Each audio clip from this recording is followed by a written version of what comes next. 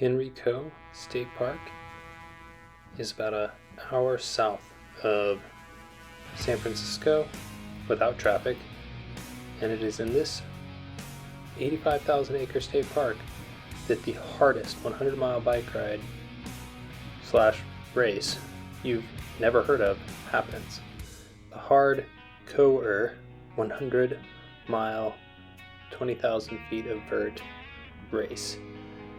There's rutted out single track, good single track, gravel, and roads so steep and trails so steep that even the best of the best are going to hike their bikes at least some of these miles.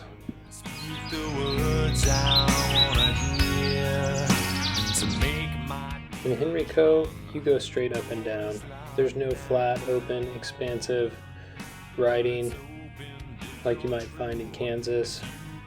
Everybody who actually finishes this race rides in the dark for a good portion of it. Most riders don't finish though. This race is the exact opposite of the Leadville 100. Nobody knows about it. It's not famous. There hasn't been 16,000 people who've completed it. It's not an out and back, it's a loop. There's no tents, booths, or community marketing managers. It's a complete ghost. Even the website is HTTP instead of HTTPS. And for that reason, it's never going to index well in the Google search results. There is a group start, but it's pretty desolate. There's not a big crowd, and there's no cross-country champions that ever ride in this race. Basically nobody famous at all would try a race this hard or this obscure. Now, you don't have to race on the race day that's specified. You can review the route on your own maps and go for your own FKT. And if you do that, no one's really going to know about it. It's not like a famous FKT route like the White Rim in Moab that's highly sought after and competed against by several pro mountain bikers. Nobody knows about this race or this route, so it's a ghost, and it will never have a big level of gravitas like the White Rim FKT has. This route is in the Diablo Range, which has some pretty good scenery in my opinion, and yet it doesn't compare to the epic mountain scenery of the San Juan region and its conifer forest in southwestern Colorado, where you have lots of famous trails and famous mountain bikers. If you review the race records from the people who have won the famous Leadville 100 and similar races over the last few years, you're not going to find any of those athletes or mountain bikers riding the Henrico 100. This race is far more difficult than the Leadville 100, and it's the definition of uncool, which is why nobody knows about it. There are no gently sloping mountain passes in Henrico. The roads are straight up and down, and there's definitely no cute local shops with photographs of local bikers who have raced this race before because it's so unknown. However, Henrico does have some epic single track on the course of this 100-mile hardcore route. And if you were crazy enough to actually do it, you would ride this epic single track, which in my opinion is comparable to some of the best single track out there. There's also lots of flowy gravel ranch roads. These roads are carved through the grasslands and scrub oaks and manzanita trees that make up the ecology of this Diablo Range. It's a sight to behold, very unique, very hot, very challenging, very beautiful, and completely unknown. If you show up at the headquarters parking lot or at the Happy Hollow parking lot at 9 a.m. on a Saturday morning, there'll always be parking, and you might only see a couple cars with bike racks in the parking lot. That is the very definition of a hidden gem, which is what Henrico is. And for some, a very small group of people. It's what this race is. A hidden gem where riders will experience joy on the downhills and lots of pain, strife, and suffering on the uphills. Another thing that keeps bikers away is the large abundance of the California ebony tarantula within the state park boundaries of Henrico.